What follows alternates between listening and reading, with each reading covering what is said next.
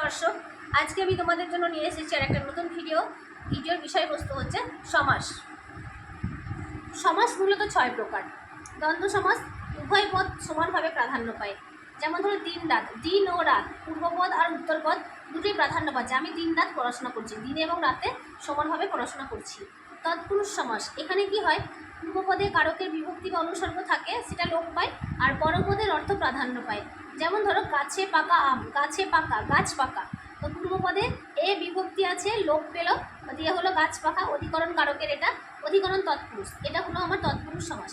কর্মধারয়, এটাও হচ্ছে উত্তরপদের অর্থ প্রাধান্য পায়, কিন্তু তৎপুরুষে বিভক্তি বা কারক ছিল, কর্মধারয়ে সেটা থাকে না।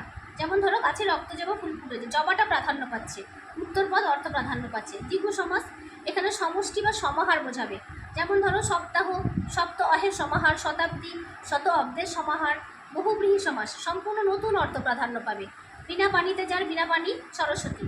দশভুজ যার, দশভুজা দুর্গা।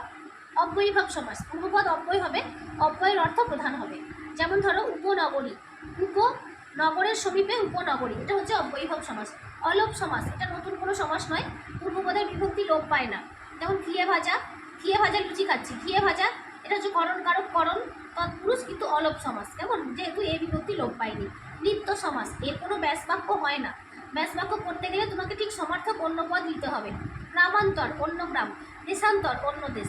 বাক্যাশ্রয়ী সমাস, একটা সম্পূর্ণ বাক্য বা বাক্যাংশ থাকবে, সে সমাসের মধ্যে ব্যবহৃত হবে।